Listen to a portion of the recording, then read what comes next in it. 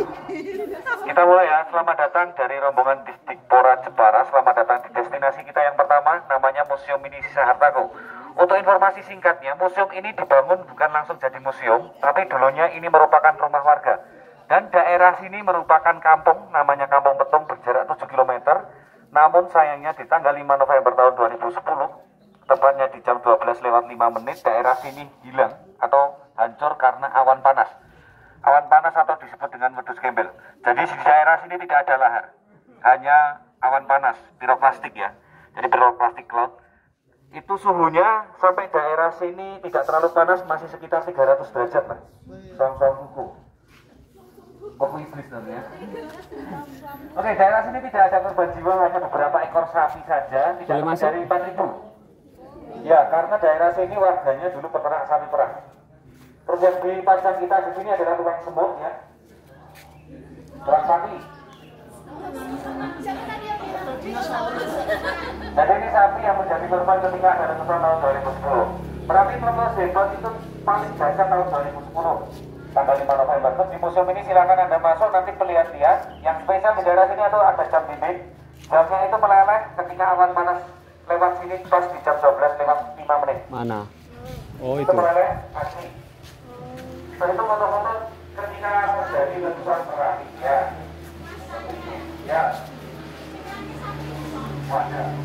Jam ini meleleh karena dilewati lahar panas.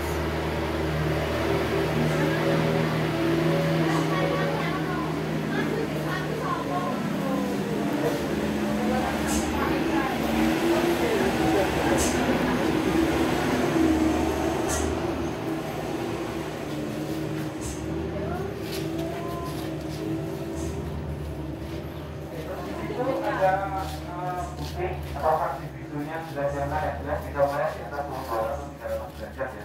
Dan itu jangan dipegang, masih panas, itu dulu.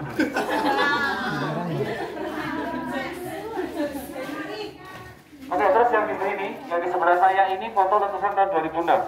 Jadi sebelum tahun 2010, Merapi juga meletus di tahun 2006. Sebelum tahun 2006 pun ada letusan itu di tahun 1994. Itu arahnya ke bunkernya ini. Bunker itu ruang lindung darurat. 2 orang meninggal di dalam bunker karena pengen nyoba. Seperti itu. Terus ini dulunya bunker seperti ini sebelum dan ini sesudah. Sesudahnya seperti ini ketika proses evakuasi 2 orang yang masuk ke dalam bunker, yang pengen nyoba bunker tapi ternyata malah meninggal karena ketika kita masuk suhu di dalam bunker itu hangat. Sekitar paling nggak terlalu panas 600 derajat. Jadi 2 orang meninggal, yang satu kepanggang, yang satu terebus karena ketika kita masuk itu 1 orangnya berada di dalam toilet di bak kolah itu, kolah air. Ketika kita masuk itu masih mendidih, jadi kayak sup orang.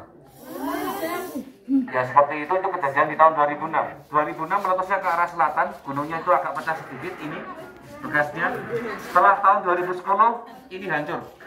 Itu fotonya dari sana ya. Jadi ini hancur, terus luncuran laharnya sampai 17 km, tapi mengikuti arah Kali Gendol. Daerah sini berjarak 7 kilo, 8 kilo, itu cuma kena awan panas saja. Tapi awan panas sudah cukup untuk menghancurkan rumah ini. Terus kenapa rumah ini nggak hancur? Karena di atas ring di belakangnya masih ada tanah tinggi, jadi yang hancur hanya atapnya aja. Seperti itu. Oke, tidak diulang ini ada foto-foto korban. Kalau yang masih korbannya ada di dalam, silakan lihat di sini ada korban yang kayak siapa? Mbak siapa? Mbak Vicky. Mbak Marijan. Aja, kita yang mau diomong. Nama itu. Ini ruangan pusaka dulunya. Dulunya merupakan rumah dan ini menjadi rumah kamar anak, tapi sekarang dimungkinkan untuk ruangan pusaka. Bapak Trianto. Ya, Bapak Trianto. Oh, bawahnya di atas lagi. Ya, di atas awan. Enggak di atas. Sekarang 3 kilometer. Nah, ini foto rumah ini sebelum jadi museum. Jadi seperti itu bekasnya, dan kanan kiri yang ada orang yang pakai baju orang itu pemiliknya. Di kanan kiri itu dulu banyak rumah warganya, tapi hancur. Cuma ketiup awan Merapi. Dan untuk informasi saat ini juga Merapi masih level 3. Jadi setiap hari ada letusan, cuma arahnya ke arah Magelang. Bapak Selatan sama. Semua orang di sini sama. Karena pertama kali meletus tahun 2010 itu tanggal 26 Oktober. Itu Mbak Marijan meninggal. Ketika Mbak Marijan meninggal, warga yang nggak mau turun ngungsi, sekarang ngungsi. Jadi tanggal 28, 29 itu mereka ngungsi. Tanggal 5 November 9 hari setelah terjadi letusan pertama itu sini udah kosong. Tuh. Tapi kebanyakan korban yang ada itu malah yang di jarak 15 kilo karena mereka merasa aman mungkin karena jaraknya berjauh, tapi ternyata awan panas dan lahar sama. Korbannya tidak lebih dari 500-an. Seperti itu. Jadi silakan bergeser di sini. Ini sebelumnya rumah bapaknya Pak Srianto. Ini hancur, cuman dibangun ulang untuk remembering kita aja, untuk jadikan museum. Pak Srianto itu yang punya.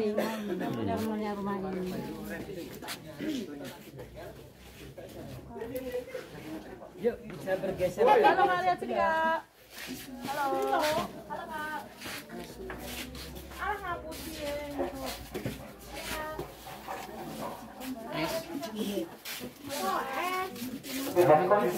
Assalamualaikum. Kalau kita mau membayangkan ke seberapa hebatnya awan panas, ini tembok aslinya, ini tebalnya segini, cuma ketiup bisa runtuh. Tembok loh ya, jangan bayangkan kalau kayu pasti hancur kebakar, tapi tembok yang dari semen aja yang tebal segini, ini bisa hancur. Ini posisinya sama seperti yang dulu, tidak dirubah sama sekali, jadi hancurnya seperti ini. Terus ini sisa-sisa gamelan, karena di sini dulu memang keseniannya cukup hebat. Terus itu foto yang dibayar itu foto tersebut tahun 2006. Kalau membayangkan perbandingannya orang yang memakai motor itu bandingannya dengan awan panas motor gembel tinggi itu. Nah itu awan panas itu seperti itu. Dan awan panas itu kecepatannya lumayan, paling cuma sekitar 300 km per jam. Ya. Plastik.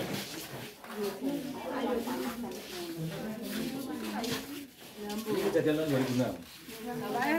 Selamat ini, yang nggak selamat cuma 2 orang itu.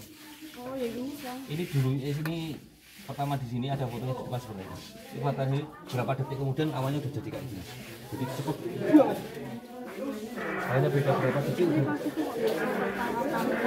Iya kan, karena di sini selalu karena Jogja daerah wisata, kalau pasti ada kejadian pasti banyak wartawan. Jadi kita banyak foto.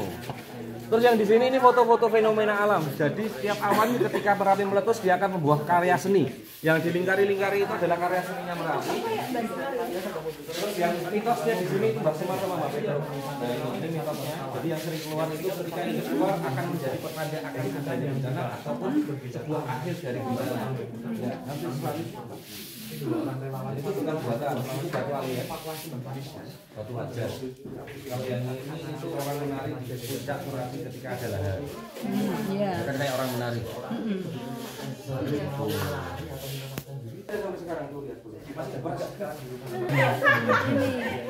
Oke, untuk selanjutnya terus yang di dinding ini adalah secondary disaster. Bencana pertama itu lahar panas, bencana keduanya dia akan menjadi lahar dingin. Lahar dingin itu campuran dari air 20% bercampur dengan lahar panas, itu akan menjadi lahar dingin. Lahar dingin itu lahar panas yang mengalir setelah erupsi. Dan lahar dingin akan membawa batu kecil-kecil sekecil bis. Bismillah. Kecil-kecil itu pokoknya. Nah ini yang turun dari Merapi. Terus kalau foto-fotonya Mbak Marijan itu kelihatannya seperti itu. Untuk penjelasan singkatnya, mobil itu yang mau mengevakuasi Mbak Marijan, tapi sayang sekali malah orang yang mau mengevakuasi juga ikut meninggal. Ya. Jadi dalam keadaan itu cuma sebenarnya arah kenapa? Karena Mbak Marijan kita akan kembali ke